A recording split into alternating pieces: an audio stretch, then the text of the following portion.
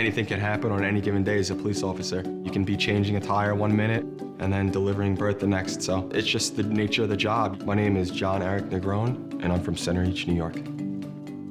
By coincidence now, I've assisted in the childbirth of 5 different babies while being a Suffolk County police officer. The first one was in August of 2017. I responded to the call of a woman going into labor in her kitchen in Mount Sinai. I happened to be right down the block, and by the time I did get to the house, the baby was already being born in the kitchen with the dad helping, and the baby was not breathing because he had an umbilical cord wrapped around his neck. He was turning blue. The dad dragged me into the house, into the kitchen, and he said, "We gotta save my baby."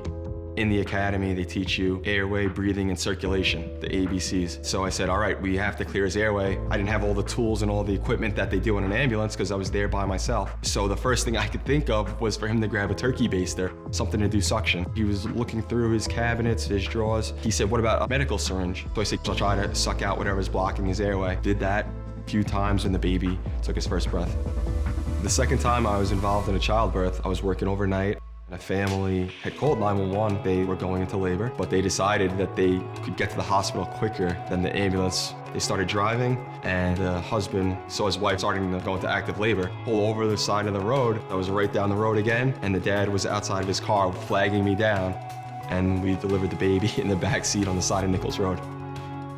The third baby that I helped deliver, I remember pulling up to the house with another police officer and the paramedics that had helped prior. And he looked at me and he said, is this really happening again? But it was just great to have them, and that was more of a team effort.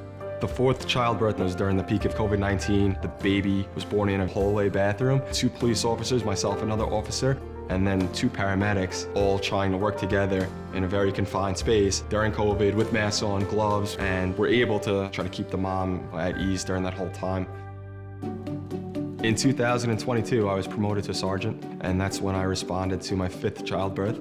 I assisted 4 of my officers on the scene. One of the police officers was waiting outside the house for the ambulance. He said the baby's coming. He kind of looked like me probably the first time that I delivered a baby, and it was a different role for me being a sergeant. I wasn't the one necessarily catching the baby, but my officers did a great job, and they made sure that everything went smoothly. It's been an honor to be recognized, and I just love the fact that police are getting some positive attention. If it wasn't for Mike Papalardo writing a letter to the police commissioner, this story wouldn't ever come to light.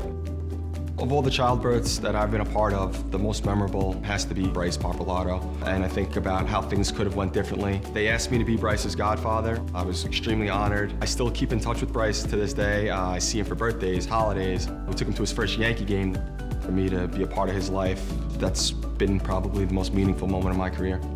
By no means do I consider myself an expert when it comes to delivering babies or an obstetrician or an OBGYN, but it's pretty funny when you see your name in Newsday as the baby whisperer, and that's kind of stuck the most out of all the nicknames. I think that'll follow me around for a long time. So I've heard it all, and it's all been in good fun.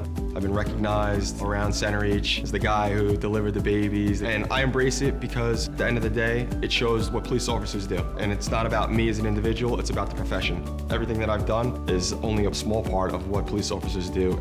So I'm glad that it's getting some attention.